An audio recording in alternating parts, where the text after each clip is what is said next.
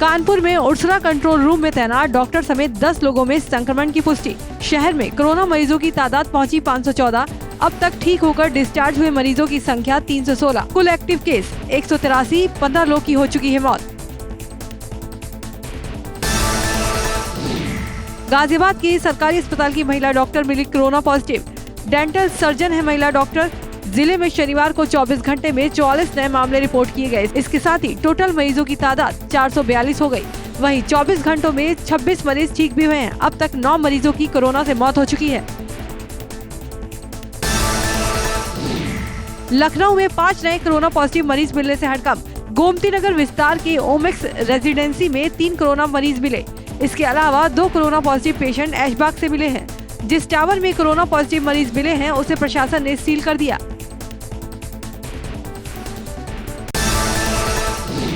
नोएडा में गर्भवती महिला की मौत के मामले में सपा अध्यक्ष ने किया ट्वीट। अखिलेश यादव ने महिला की मौत पर दुख जताया। साथ ही 1 लाख बेड के इंतजाम को लेकर योगी सरकार को घेरा। अखिलेश यादव ने सवाल किया कि अब तक कितने अस्पताल बनवाए।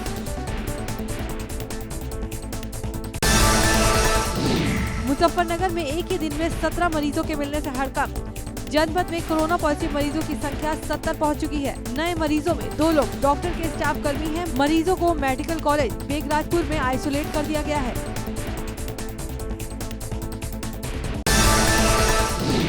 मेरठ में कोरोना मरीजों का आंकड़ा हुआ 500 के पार। शनिवार को शहर में 13 नए मरीज संक्रमित पाए गए, जिसके बाद मरीजों का आंकड़ा 502 पहुंच गया। वहीं मरने वालों की संख्या 33 है, जबकि 371 मरीज पूरी तरह स्वस्थ होकर घर जा चुके हैं। 98 मरीज अभी एक्टिव है, जिनका इलाज चल रहा है।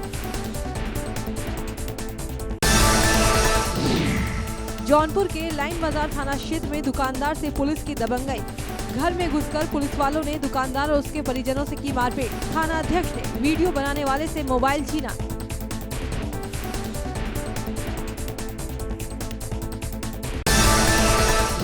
पुलिस वालों पर गर्भवती महिला से भी मारपीट का आरोप। दबंगई का वीडियो वायरल होते ही एक्शन में आए आला अधिकारी। क्षेत्र अधिकारी ने एक सिपाही को सस्पेंड करते हुए पूरे मामले की जांच कराने की बात कही। कन्नौज में तेज रफ्तार बनी मौत की वजह। तिरवा कोतवाली के इंदरगढ़ तिराहे के पास बेकाबू लोडर ने दंपति को रौंदा। सुबह टहलने के लिए बाहर निकले थे पति पत्नी। हादसे में दोनों की मौके पर हुई मौत। लोडर चालक गाड़ी सहित फरार। बागपत में ईस्टर्न पेरिफेरल एक्सप्रेसवे पर बड़ा सड़क हादसा। तेज रफ्तार कार हाईवे किनारे खड़े ट्रक में घुस गई। हादसे में गाजियाबाद के रहने वाले 3 युवकों की घटनास्थल पर ही मौत हो गई। पुलिस ने कड़ी मशक्कत के बाद कार को क्रेन से बाहर निकलवाया।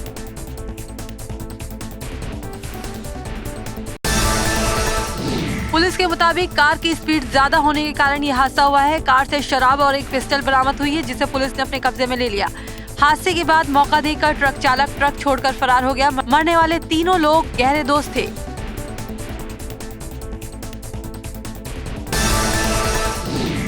अमरोहा के खेड़ा गांव में मंदिर में पूजा करने के विवाद में दलित युवक की गोली मारकर हत्या कर दी गई। कुछ लोगों ने युवक को मंदिर में पूजा करने से रोका था। इसी के बाद विवाद इतना बढ़ गया कि युवक की गोली मारकर घर में घुसकर हत्या कर दी गई। वारदात की सूचना मिलते ही खुद एसपी ने घटनास्थल का जायजा लिया और हत्यारोपियों की गिरफ्तारी का आदेश दिया। मृतक के परिजनों की तहरीर पर एक ही परिवार के 4 युवकों पर मुकदमा दर्ज कर दिया गया है। श्रावस्ती के गोपालपुर गांव में महिला की संदिग्ध परिस्थितियों में मौत। देर शाम धान के खेत से रोपाई करके अपने घर निकली थी महिला। उसका दूसरे खेत वाले से हुआ था विवाद। रास्ते में मिला महिला का शव। परिजनों ने हत्या कर शव फेंके जाने का लगाया आरोप।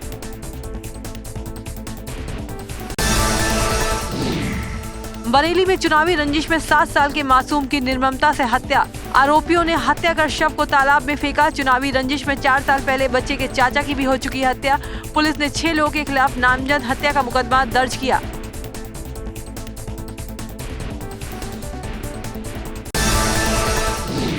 दो अलग अलग हत्याओं से दहला बरेली। बिथरी में किसान की पुरानी रंजिश के चलते बेरहमी से हत्या। आधा दर्जन दबंगों ने पहले गोनियों से भूना, फिर धारदार हथियार से किसान को काट डाला। वहीं ई रिक्शा चालक की भी लूट के बाद बदमाशों ने की हत्या।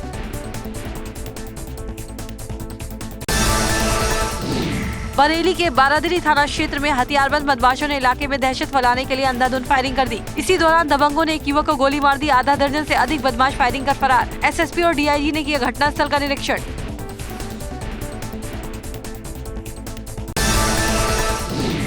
मथुरा के वृंदावन कोतवाली क्षेत्र में पुरानी रंजिश को लेकर अंधाधुंध फायरिंग। आधा दर्जन लोगों ने युवक पर बरसाई गोलियां। घायल युवक को अस्पताल में कराया गया भर्ती। एसपी सिटी ने किया घटनास्थल का मुआयना। गांव में भारी पुलिस बल तैनात।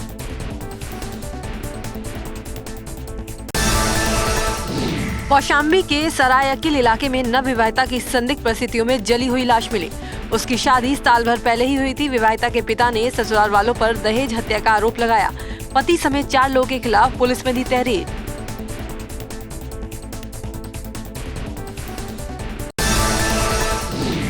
बीस दिसंबर को सीएए के विरोध में हुई हिंसा के आरोप में मेरठ का पीएफआई जिलाध्यक्ष गिरफ्तार। शुरुआती जांच में पता चला कि पीएफआई के जिलाध्यक्ष शहजाद ने हिंसा के कुछ दिन पहले भड़काऊ पोस्टर बांटे थे। लोगों को हिंसा के लिए उकसाया भी था। जौनपुर में यूथ कांग्रेस के कार्यकर्ताओं ने मुख्यमंत्री योगी आदित्यनाथ को खून से लिखाकर कांग्रेस के प्रदेश अध्यक्ष अजय कुमार लल्लू को रिहा करने की मांग। यूपी में 69,000 शिक्षकों की भर्ती मामले में अभ्यर्थी का अंक पत्र सोशल मीडिया पर वायरल। आजमगढ़ के टौरी खालिसपुर की अर्चना तिवारी ने अपने आवेदन में जाति के रूप में ओबीसी दर्ज कराकर गलत लाभ लिया।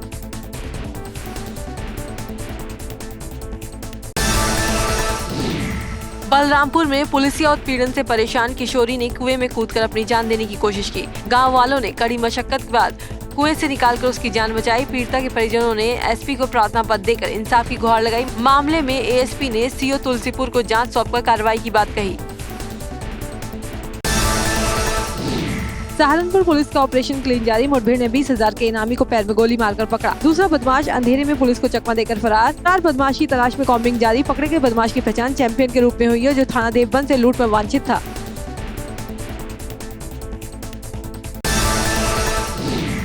नोएडा पुलिस और बदमाशों के बीच फिर से मुठभेड़। लूट करके भाग रहे बदमाशों की थाना 49 पुलिस से हुई मुठभेड़। एक बदमाश पैर में गोली लगने से घायल, जबकि उसका दूसरा साथी अंधेरे का फायदा उठाकर फरार। पकड़े गए बदमाश के कब्जे से बाइक, लूटा गया मोबाइल और पर्स बरामद। हापुड़ के पिलखुआ में जीएस मेडिकल कॉलेज के कर्मचारियों की गुंडाई। मृतक के परिजनों से की अभद्रता और मारपीट का वीडियो सोशल मीडिया पर हुआ वायरल। अस्पताल कर्मियों पर मुकदमा दर्ज। अभी तक कोई गिरफ्तारी नहीं।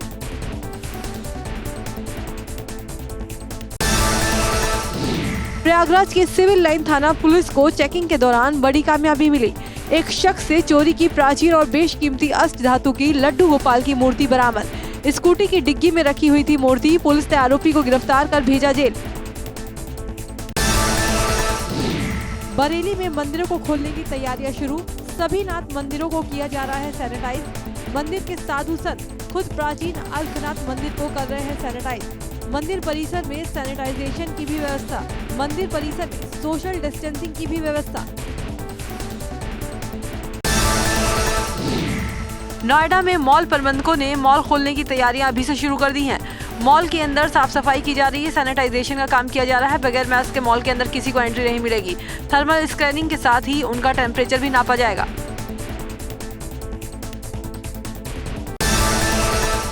इलाहाबाद सेंट्रल यूनिवर्सिटी के फाइन आर्ट्स डिपार्टमेंट ने लोगों को कोरोना के प्रति जागरूक किया। स्टूडेंट्स ने संगम पर सैंड आर्ट बनाया। रेत पर उकेरी कोरोना की काल्पनिक आकृति। लोगों को दिया संदेश, अभी और एहतियात बरतने की जरूरत। सोशल डिस्टेंसिंग का रखें ख्याल और मास्क जरूर लगाएं। महामारी के बीच हज कमेटी ऑफ इंडिया ने लिया बड़ा फैसला। 2020 के लिए हज यात्रियों की तरफ से जमा कराए गए पैसों को वापस करने का किया ऐलान। हालांकि देवबंद के लोगों ने पैसे वापस लेने से मना कर दिया। धार्मिक स्थलों को खोले जाने को लेकर शिया धर्मगुरु मौलाना यासूब अब्बास का बयान। कहा, इमामबाड़ों, दरगाह, करबला और मस्जिदों में रखा जाए सोशल डिस्टेंसिंग का ख्याल। एक बार में 5 लोग ही इबादत गाहों में करे प्रवेश। धार्मिक स्थलों के जिम्मेदारों से भी मौलाना यासूब अब्बास की अपील। मस्जिदों की चटाई और कारपेट को हटाया जाए। अपने घरों से टोपी और जनामाज लेकर आए नमाजी। साफ सफाई का मस्जिदों में रखा जाए विशेष ध्यान। मेरठ में बदला मौसम का मिजाज। झमाझम बारिश से मौसम हुआ सुहाना। बढ़ते तापमान में भारी गिरावट। मौसम के बदलाव से लोगों ने ली राहत की सांस। पश्चिम विक्षोभ के असर से रविवार सुबह दिल्ली के साथ साथ एनसीआर के कई इलाकों में जमकर बारिश हुई, जिसके बाद एक बार फिर यहां मौसम सुहाना हो गया।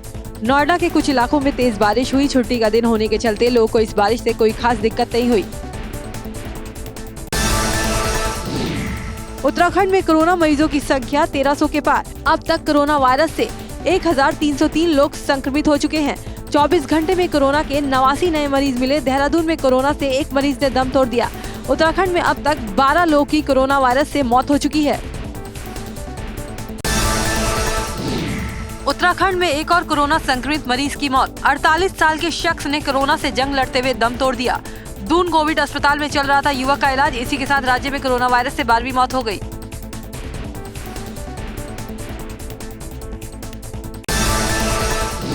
देहरादून में एबीपी गंगा की खबर का बड़ा असर। बोर्डिंग स्कूल में छात्र से यौन उत्पीड़न के मामले में पुलिस ने की कार्रवाई। बोर्डिंग स्कूल के वार्डन को किया गिरफ्तार। एबीपी गंगा ने प्रमुखता से दिखाई थी खबर। उधम सिंह नगर में कोरोना की जांच अब रुद्रपुर के जिला अस्पताल में बनी लैब में की जा सकेगी। रोजाना 30 से 50 सैंपलों की जांच की जाएगी। इससे पहले जिले में सैंपल लेकर कोरोना की जांच हल्द्वानी के सुशीला तिवारी मेडिकल कॉलेज से कराई जाती थी।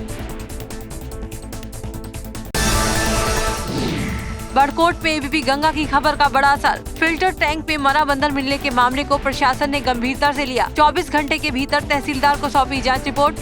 कोविड प्रभारी ने भी फिल्टर टैंक के पास पहुंचकर औचक स्थलीय निरीक्षण किया।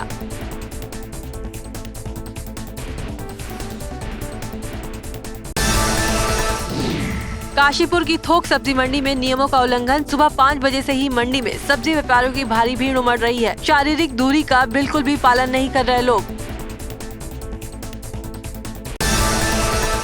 रामनगर के बेल पड़ाव रेंज में मासूम को तेंदुए ने बनाया निवाला। घर से 15 साल की बच्ची को उठाकर जंगल ले गया तेंदुआ। झाड़ियों के अंदर मिला नाबालिग का शव। वन महकमे ने बच्ची के परिजनों को 90,000 रुपए आर्थिक मदद दी।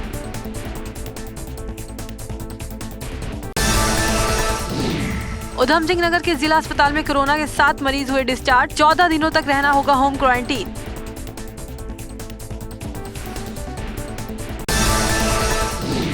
हल्द्वानी में राशन की कालाबाजारी के खिलाफ खाद्य पूर्ति विभाग सख्त। 100 क्विंटल चावल लदा ट्रक पकड़ा गया। ट्रक के अंदर प्लेन बोरों में चावल रखा गया था। ट्रक चालक कोई कागजात नहीं दिखा पाया। उधम सिंह नगर के सितारगंज में खुद वाहन चेकिंग करने लगे एएसपी। लोगों को सोशल डिस्टेंसिंग का पालन करने और मास्क लगाने के दिए निर्देश। हरिद्वार जिले में आबकारी विभाग की टीम ने पथरी नाले पर मारा छापा। 3 ड्रम में करीब 700 किलो कच्ची शराब बनाने का लहन और शराब बनाने के उपकरण बरामद किए। शराब माफिया के खिलाफ आबकारी विभाग अधिनियम के तहत मुकदमा दर्ज।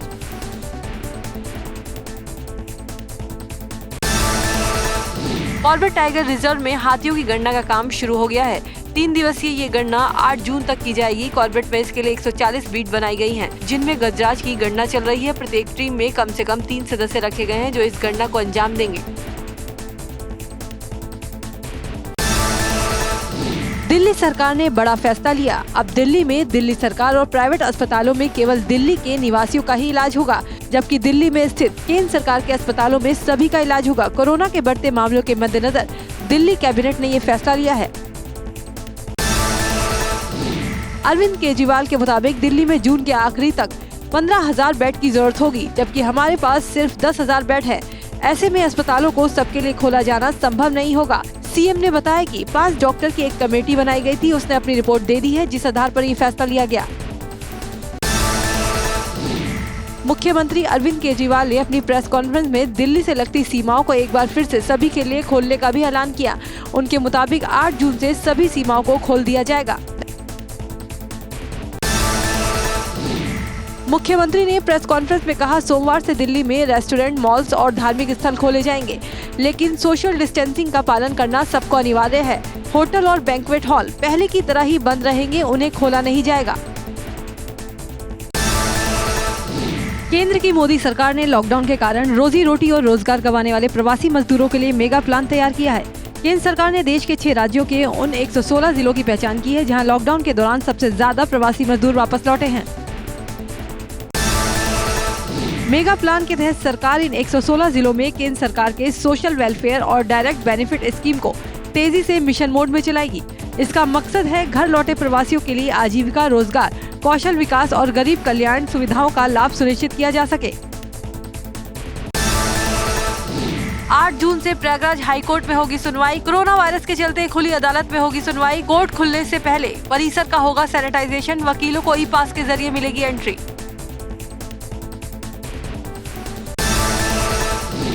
बीजेपी की वर्चुअल रैली के खिलाफ राष्ट्रीय जनता दल ने पटना में थाली पीटो अभियान चलाया।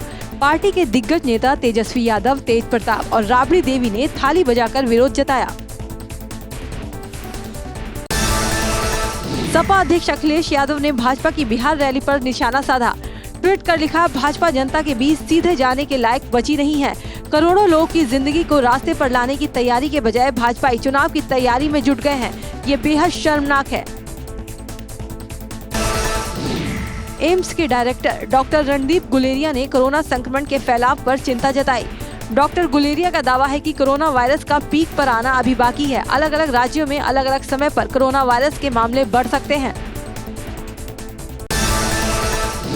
देश में जानलेवा कोरोना वायरस के मामले दिन पर दिन रिकॉर्ड स्तर पर पहुंच रहे हैं। पिछले 24 घंटों के अंदर देश में 9,971 नए मामले सामने आए, जो कि एक दिन में अब तक सबसे ज्यादा मामले हैं। वहीं पिछले एक दिन में 287 लोगों की मौत भी हुई।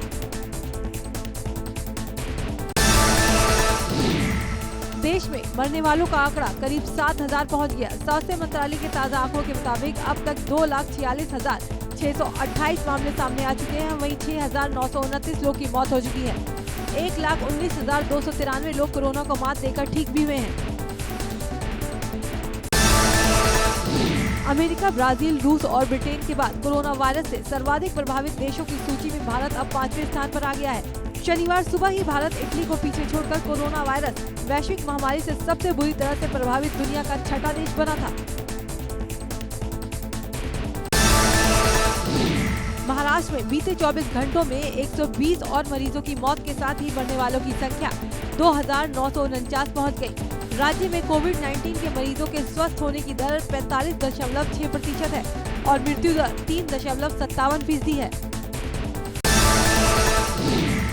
महाराष्ट्र में कोरोना संक्रमितों की संख्या 43,000 के करीब पहुंच गई है। पिछले 24 घंटों में 2,739 नए कोरोना वायरस के मरीजों की पुष्टि हुई। राज्य में अब तक 8,968 कोरोना वायरस के मरीज सामने आ चुके हैं।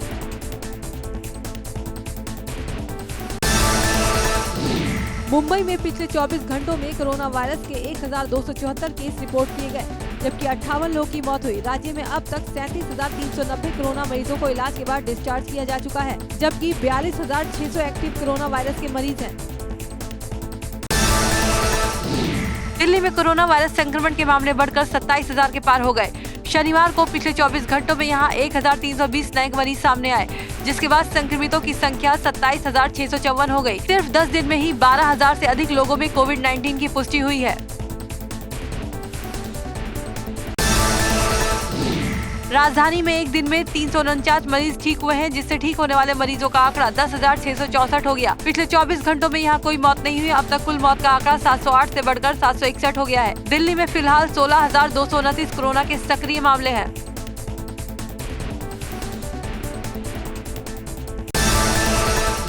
राजधानी में कंटेनमेंट जोन की संख्या बढ़कर 219 हो गई। फिलहाल उत्तरी दिल्ली में सबसे ज्यादा 33 कंटेनमेंट जोन है। इसके बाद दक्षिण पश्चिमी दिल्ली में 31 और दक्षिणी दिल्ली में 28 कंटेनमेंट जोन बनाए गए हैं।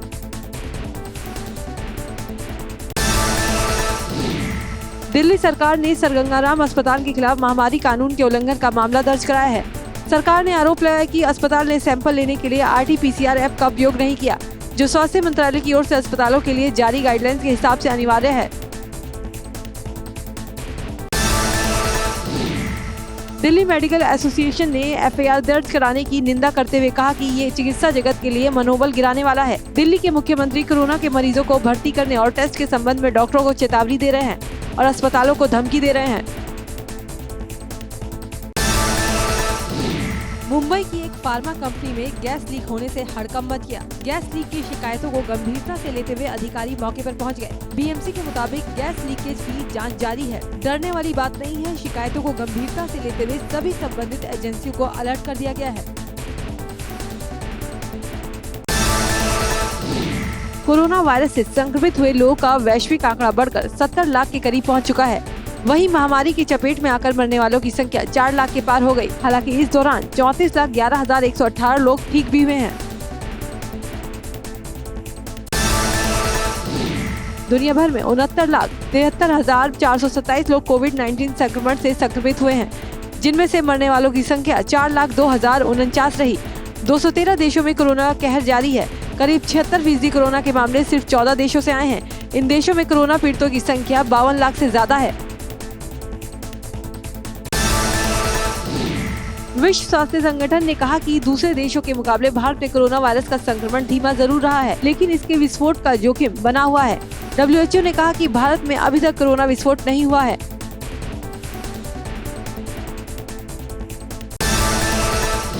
WHO के हेल्थ इमरजेंसी प्रोग्राम के अधिकारी माइकल रेयान ने जिनेवा में कहा कि इस समय भारत में डबलिंग रेट करीब 3 सप्ताह है। महामारी की दिशा अभी घातक नहीं है, लेकिन ये रेट बढ़ रही है। साथ ही उन्होंने ये भी कहा कि भारत में महामारी का असर देश के विभिन्न हिस्सों में अलग अलग है।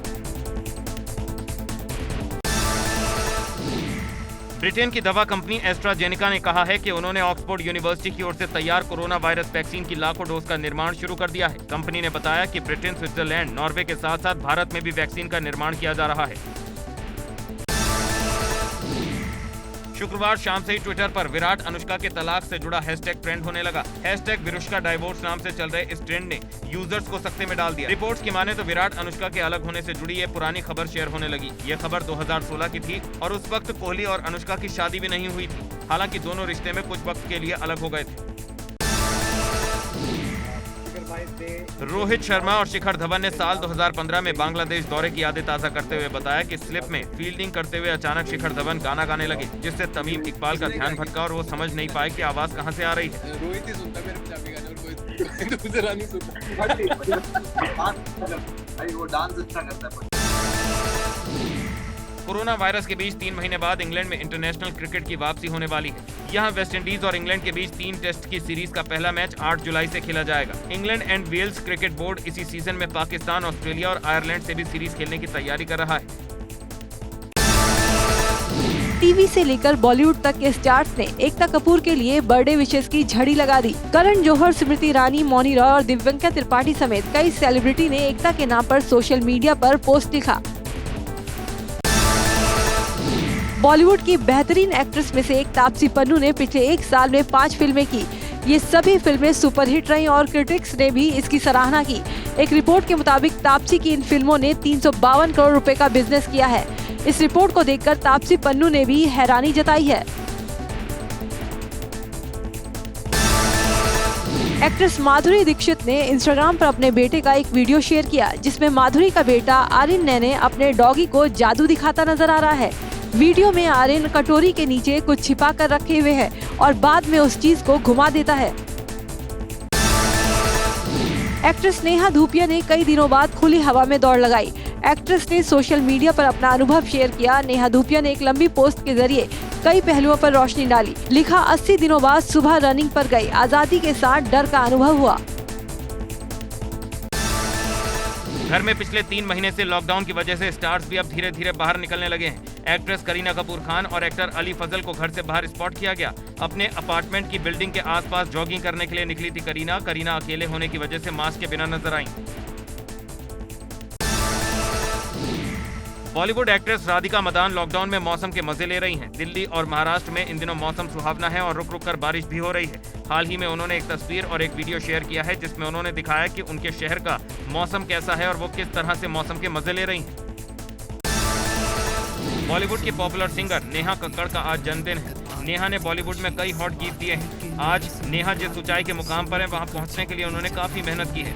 इतना ही नहीं, बचपन में उन्होंने काफी स्ट्रगल किया। नेहा बचपन में अपनी बहन सोनू कक्कड़ के साथ जागरण में भेंट गाती थी। इंडियन आइडल शो के दूसरे सीजन में बतौर कंटेस्टेंट शामिल हुई नेहा अब उसी शो की जज हैं। बॉलीवुड एक्टर आफताब शिवदासानी ने अपनी 6ठी वेडिंग एनिवर्सरी पर पत्नी निन दोसांझ को खास तरीके से विश किया है। उन्होंने सोशल मीडिया पर निन के नाम एक रोमांटिक नोट लिखा है। वहीं निन ने भी पति आफताब को एनिवर्सरी की बधाई देते हुए अनसीन वेडिंग फोटो शेयर की। एक्ट्रेस सनी लियोनी को घुड़सवारी का बेहद शौक है। उनके पास कई घोड़े हैं और अब ये शौक उनकी बेटी को भी हो रहा है। सनी की बेटी भी घुड़सवारी करती नजर आई। सनी ने खुद अपनी बेटी की हॉर्स राइडिंग की तस्वीरें शेयर की हैं। सनी ने अपनी फिल्मों में भी कई दफा घुड़सवारी की है। दिलबर गर्ल नोरा फतेही साल 2020 से इतनी नाराज हैं कि उन्हें इस साल से ही नफरत हो गई है। उन्होंने अब इस साल को गाली के रूप में यूज करने का फैसला लिया है। इसको लेकर उन्होंने अपनी लेटेस्ट इंस्टाग्राम पोस्ट में एक वीडियो भी शेयर किया।